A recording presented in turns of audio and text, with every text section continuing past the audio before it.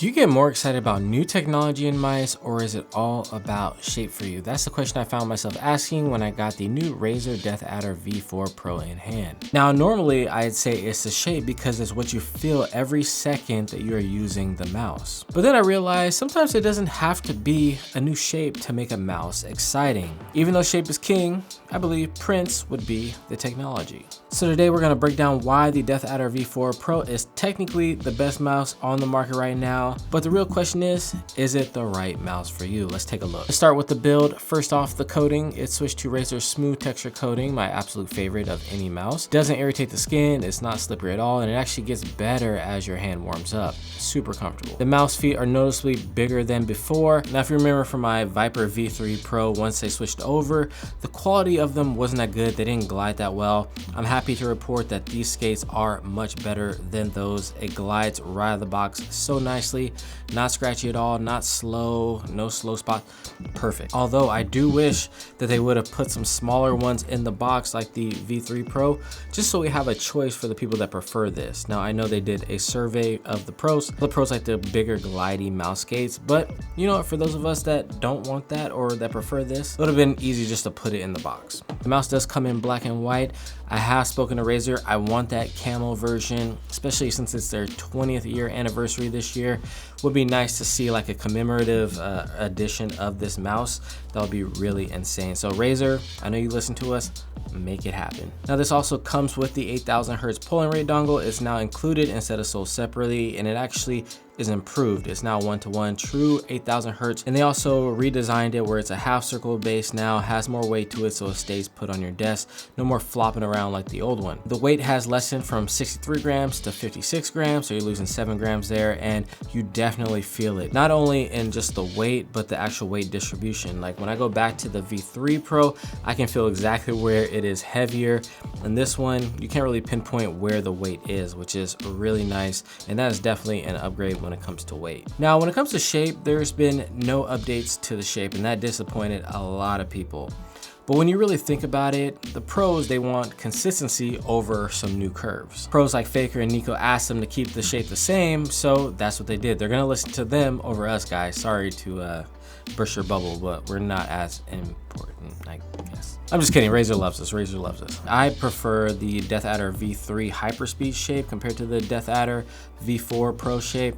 I like the little bit smaller of a mouse. I have medium hands, but this mouse is made more for like medium large to large.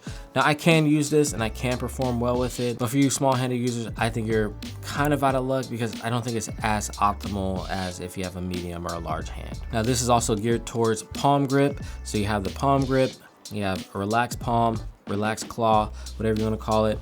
You can fingertip grip with this mouse, but I don't recommend it. I would just get the Viper V3 Pro. So if you didn't like the shape of the old one, you're not gonna like this one. That goes without saying. Now, Razer has also updated their switches to the Gen 4 optical switches, and man, they are light, crispy, and satisfying.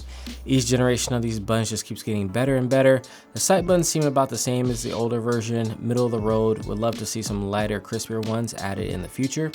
The scroll wheel now has the optical encoder, which means no debouncing, no ghost scrolling, and it'll last way longer since it uses light-based input instead of physical contact. It's just more reliable. All right, guys, so we're gonna do a classic BT sound test. We haven't done one in a while, so we're just gonna go right ahead and mouse 1 and 2.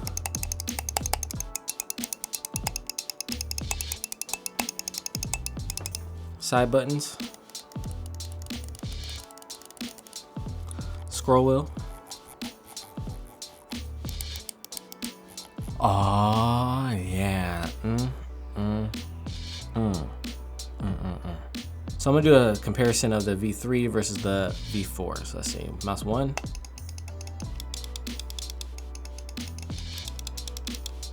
Mouse 2.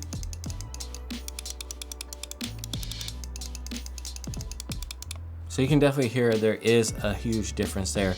These are definitely more lighter, but these aren't bad. But Razer's just fine tuning these switches to make them even better, and they've accomplished that. All right, so we're gonna look at the software, and then we're gonna come back here and talk about the sensor and the battery life. Okay, so here we're gonna jump into the Synapse software. I know it's gotten a bad rap, but it's actually gotten a lot better recently. Doesn't feel as bloated, to me at least.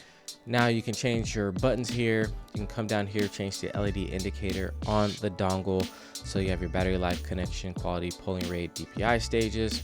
You can show all of that, and you have 3 different LEDs to play with. Then you can come over here to the DPI. You can change the DPI levels that you want for each stage. Then they have this really cool polling rate feature where you can do this 1000 rates polling rate over here. And then you can come over and switch on the smart polling rate, where in a full screen mode, you can get 1000 hertz. So switch back and forth depending on if you're on full screen or not. So you can save yourself a lot of battery doing this. Then they have their sensitivity matcher, so you can put another mouse right next to your mouse, move it across your desk, and it will give you a similar DPI to that one. Then over here, you have your power mode, pretty self-explanatory. You have your surface calibration. I don't use that. You can do your tracking distance if you want it low, if you want it high. Then you have your dynamic sensitivity. So if you have like a low sensitivity and you need to make 360s, but you still want to enjoy that low sensitivity, you can change it here, where you can have like a curve, and depending on how fast you flick your mouse, it'll speed up so you can get a full 360 even if you have a lower sensitivity, which is pretty cool. So you can customize that to your liking. You can try some of their little presets that they have as well. And then here you can kind of mess around with the rotation of the mouse to get a horizontal line, or if there is some deviation there. I just leave this off because I don't want it throwing me off when I go to other mice or things like that. But if you do want to play around with that, they do have that feature here, which is pretty nice. So that's going to wrap up Synapse.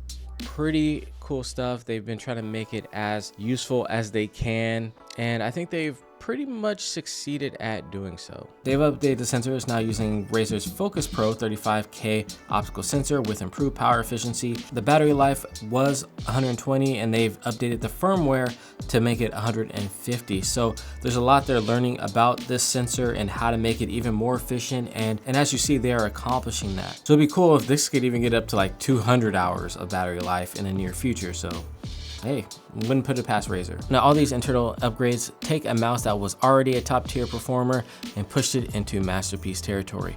It feels amazing to use, it tracks perfectly, it responds instantly, and it's already being used at the highest levels of esports. Personally, I always perform well with the DeathAdder series. I'm more of an ambidextrous guy, I lean more towards the Viper line, but if you're a palm grip player, this is hands down the best ergonomic mouse for gaming right now. Now, we gotta address the elephant in the room. We've ignored it for as long as we can, but we're at the end of the video. $180 for this new mouse. So it's worth it. Now, I know there's that sticker shock of $180, but this one, when it came out, was $180, $160. Didn't have the dongle, so you're looking at $180, $190. This one, $180 with the dongle. So same. Now, you can pick this up if you're on a budget right now, the V3 Pro, for $90 on Amazon. I saw it on sale. This one, it's about half the price. So would I say that you should go with the V4 Pro? Absolutely. But if you're on a budget, there's nothing wrong with the V3 Pro. It's still a great mouse, and it is still going to perform absolutely perfect, almost, damn near. It's just if you want that little bit of oomph that the V4 Pro can offer you, the battery life and all the quality of life technology updates. But if you want the best sensor, the best buttons, the best polling rates, the best build, this is it. All right, guys, so that's gonna do it for this review on the DeathAdder V4 Pro. I hope you have enjoyed it. It has been your boy BT. Don't forget to like, share, comment, and subscribe, and I'll see you in the next one.